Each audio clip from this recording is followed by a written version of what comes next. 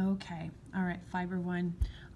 This is Mrs. Shackleford, and I'm going to kind of walk you through the whip stitch and the blanket stitch for your applique project. So I just wanted to show you on this demo piece that I've had started, kind of the difference. This right here, these little stitches here, this green and this blue, those stitches are whip stitches, and they are not only decorative, but they are also being used to secure these shapes onto the surface of the muslin over here, okay?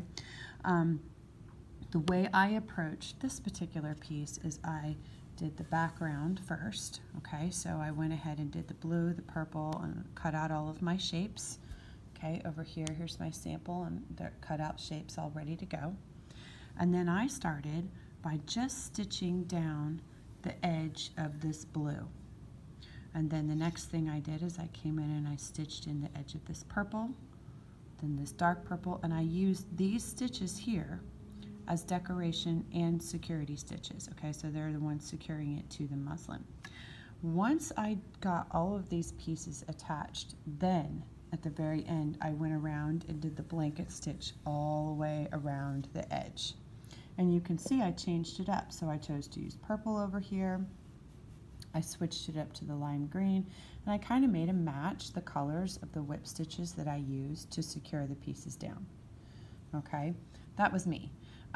Some of you guys may have a different approach to this, but this is how it works for me. It's how it worked in my head.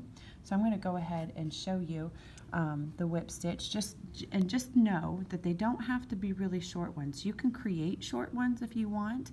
You can try to blend the whip stitch in with the color of the felt so that you can't see the stitches, or you can do what I did and make a bigger deal of them. I like making a bigger deal of them because the idea behind this project is to create like a little gem.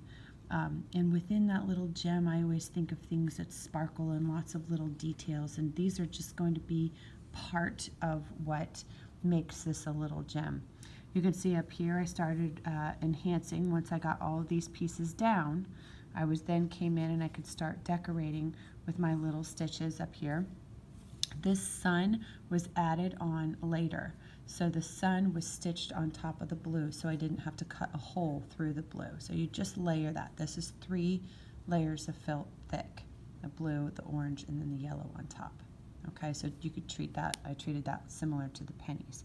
But these decorative stitches that I have attached here aren't anything that you would do until you get the whole base done first. Okay, so I'm going to show you this example here. This was a piece, you probably have seen it up on the board. But this piece here are done with the pennies, and these are just basic long whip stitches, and then I came back across and couched them. Okay, these pieces were stitched together just using the basic whip stitch, and I made a big deal about it, played around with the color, and made it part of the composition. Okay, and these things are in the room, so you're more than welcome to look at them at any time. All right, so I'm going to put these aside and go ahead and get my hoop out for you guys here. And you're going to see that I have these pieces. These pieces are all ready to go. I have a couple more to cut out. But for the purposes of this video, I'm just going to go ahead and show you a little bit more about how to start this, okay? So if we zoom out here a little bit, it's a little cumbersome here. I'm going to plan on doing the blanket stitch around the edge. I'm going to whip stitch this part on first, okay? So I cut all my felt pieces out first, and then I'm going to whip stitch the centers together, and at the very end, blanket stitch around. So I'm going to get this set up so I can show you. I've got my needle all ready. I'm going to go ahead and tie my knot. Okay, and you are more than welcome to do your away knot. Remember that away knot just kind of secures your thread so that it doesn't run out as you're sewing. I will say that for this project, unlike our practice piece, you can have knots on the back of this if you need to. I know that that's kind of a no-no in the embroidery world, but as you guys are learning, and with this applique piece, it's going to be a little bit easier to use the knots. But I'm going to go ahead and start by doing an away knot. you're going to see how simple this whip stitch is. So I'm going to start underneath my felt line.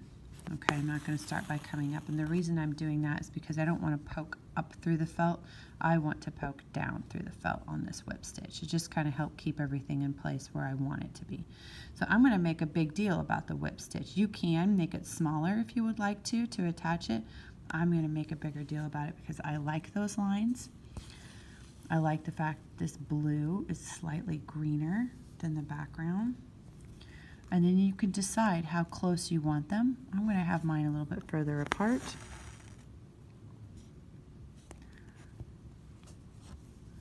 This is probably the easiest of your stitches. You're literally just poking up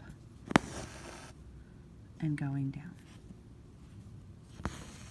Okay, you can play around with the lengths, like I said. So you may gradually want them to get a little bit longer, and then you're going to be visually creating a new shape out of the lengths of your thread. Okay? And that right there is the whip stitch. Now, when you're done, you could always come back in, like with some couching techniques, and come over and couch those little lines down right there. And then you could secure them a little bit more, although these aren't going anywhere. And we're not doing a wearable, so we don't really need to worry about that. But coming back later and kind of decorating these with some other colors and some other shapes might be something that you would be interested in doing as well. Okay, so in a nutshell, you're just coming up from the bottom and then going back down. That's going to secure this down to the muslin, as well as kind of give you a decorative element. So you can tell then, like let's say hypothetically that this is my next color. I can come in here and lay this down, and then I would probably start on this side. Okay, I'm going to start on this side right here, and then stab down over here. And then I'll have lines that go over both. Okay, so you can see that real quick you're going to be adding a lot of decor. All right, and you can see how that might look right around this edge right here. Okay, so this was the first one we stitched down, and this one was the second one. Okay, so that is how you would approach whip stitching, and also how to start attaching the pieces to your hoop for your muslin for your applique project. All right, hope I taught you something. Carry on.